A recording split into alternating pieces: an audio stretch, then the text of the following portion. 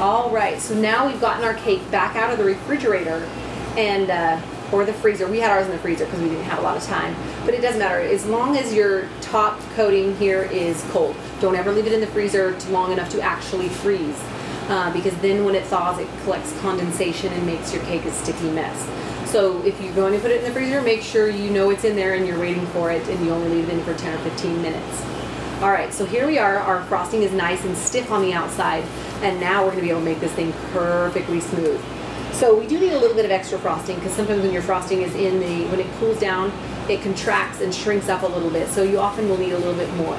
I always start with a little bit more on the back of your spatula and put it around the top edge, because to me the most important part of having a cake that looks really straight is having that edge be really, really perfect.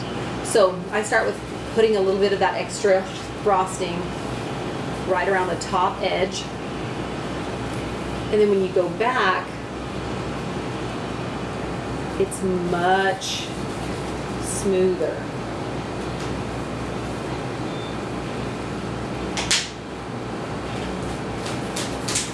Okay, and so once again, if you let that, you put it on the top and you let it fall over the edge, that'll keep you from, you never want to pull your knife over that edge or you'll ruin that edge. So you just kind of push the frosting out over the edge and then go back to the side, because you always want those lines to be 90 degrees.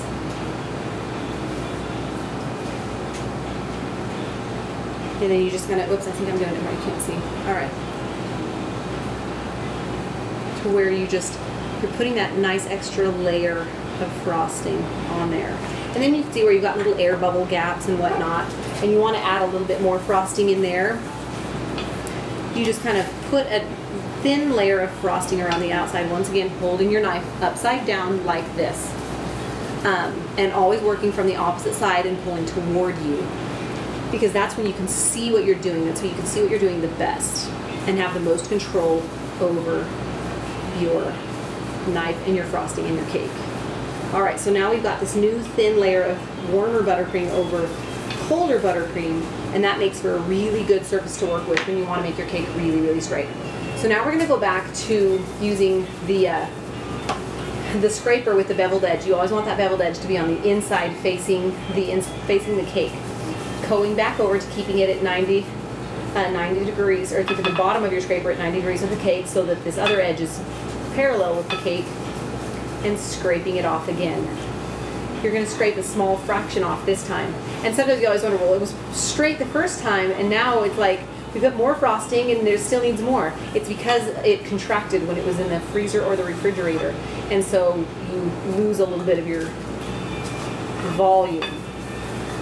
All right, so see how now it's coming out really, really smoothly because we're holding that scraper all level and straight against your turntable and against that cardboard round that is perfectly round, giving you a perfectly round cake.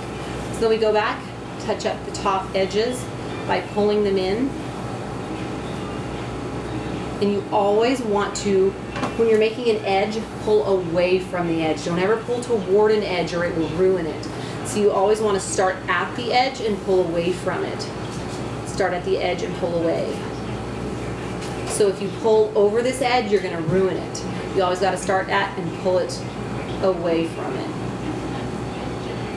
All right. So then you can take you want to make it straight on the top.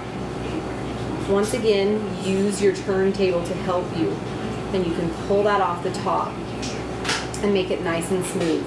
I've got a little bit of indent here in the middle. We'll just take our spatula, add a little bit more back in there so that we don't have any holes. Because if you've got holes in your frosting or little indents in your frosting, once you put fondant over it, those little pockets of air will warm up and they will create little air bubbles.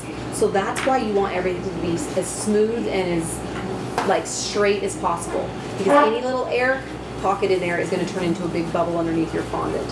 So you don't want any air in between your cake and your fondant. And making it perfectly straight and smooth with your smoother is the way to do that. And the key to this is just being very, very careful. Being very careful with your tool. Being very gentle with it. Trying not to, push hard. It's a fine line between putting enough pressure to make it smooth, but not so much pressure that you damage it. Do you know what I'm saying? Mm-hmm. So if you wanted to make a cake of just buttercream and not put a fondant layer, you would just do this only thicker. Yes, you would do this but thicker. Okay. Yeah, because when you only do it this thin, you can see through it. Yeah, and if you're making like a chocolate cake or something, you may want to put a thicker layer of buttercream on it, because if you're going to cover it in white, you can sometimes see the cake through the fondant, depending on the type of fondant that you use. So yeah, you kind of want it to be as white as possible. If you're coloring it in, covering it in colored fondant, it's not as drastic. But if you're making like a wedding cake and covering it in white, this is good enough. Like, you're not going to be able to see that through the fondant.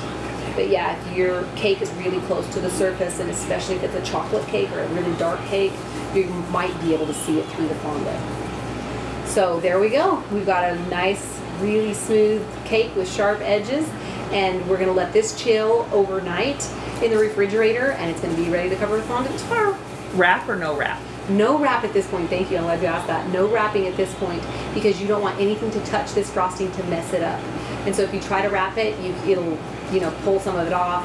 You'll have to touch it up again. So at this point, put it back in the refrigerator just the way it is, and so that it'll set up really nice and stiff and be perfectly smooth still when you go to cover it with fondant.